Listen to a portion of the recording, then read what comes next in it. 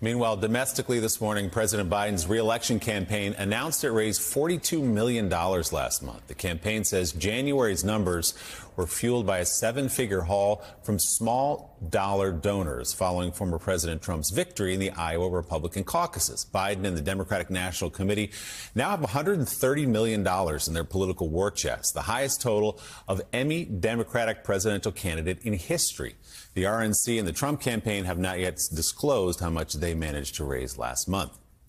Joining us now, national co-chair for President Biden's re-election campaign, Mitch Landrieu. He's former Democratic mayor of New Orleans. Mr. Mayor, good to have you on the show with us again this morning. So help us square this massive haul, $130 million war chest, $42 million last month alone, with the stories we keep hearing about a demoralized Democratic base, an exhausted Democratic base, people who just don't even want to see this matchup or not enthusiastic about President Biden running again. And yet, here you are with these totals.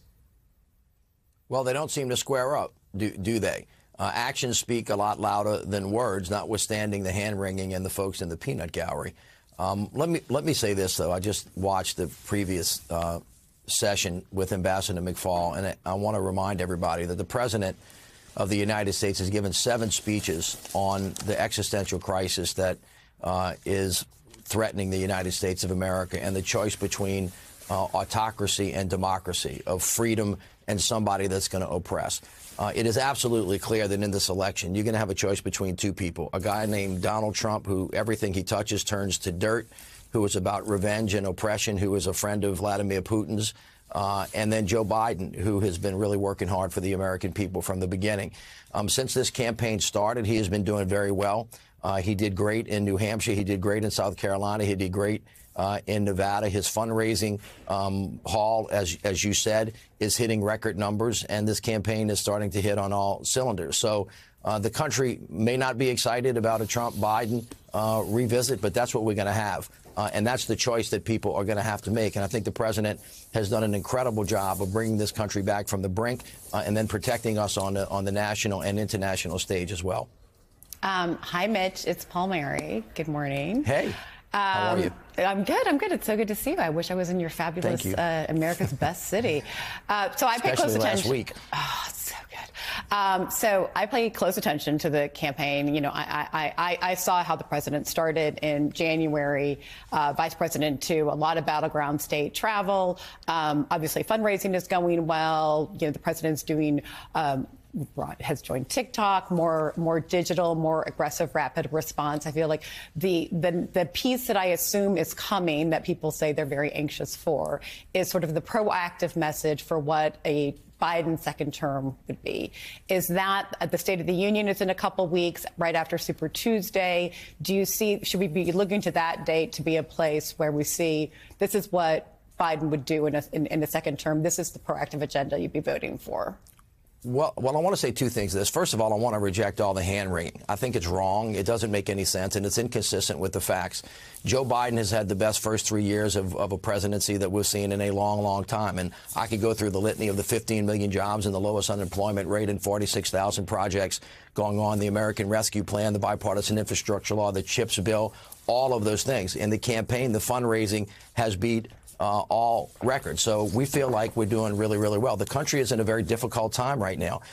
As you guys have said from a moment ago, the world is in a very difficult crisis, and we have a moment at this time to make a right decision about what the future of the country and the future of the world is going to be about. So to expect everybody to be happy and excited, I think, is just unreasonable. We are in a tough moment, which is why it's really important that Joe Biden remain as president of the United States. My expectation, Jen, you know this, and Joe, you know this well, and Mika, that the State of the Union address is always an opportunity for whoever the president is to scope out a vision for what the future of the country is going to look like. And I fully expect that the president is going to take full advantage of that to lay out not only where we've been, how we got where we are, but where we're going and how we're going to get there as well, and why it's important to finish the job.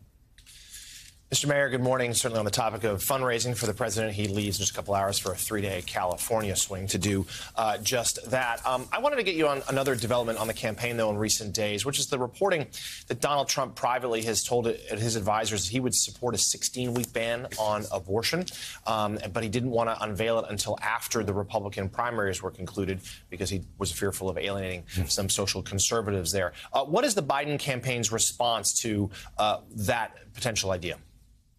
Well, that's not a big surprise. Donald Trump takes credit for and deserves credit for ripping away a right to privacy for women in this country that has existed for a long period of time, and he brags about it. He put 3 people on the Supreme Court that made that happen, and so it's no surprise and shouldn't be to anybody that Donald Trump continues to be about taking freedoms away. That's the big choice. Donald Trump wants to take your freedoms away. Joe Biden wants to protect them, and there's nothing more poignant, especially to the people of America, than a woman's right to make reproductive choices.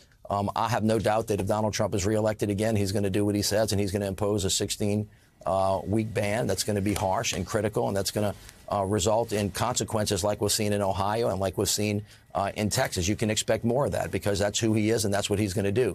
The Biden administration is going to fight back against that. They want to restore Roe. The president has been very clear about his commitment to this, as has the vice president. We will continue to fight very hard to protect the freedoms of all of Americans all the time. National co-chair for President Biden's re-election campaign, Mitch Landrieu, thank you very much for coming on the show this morning.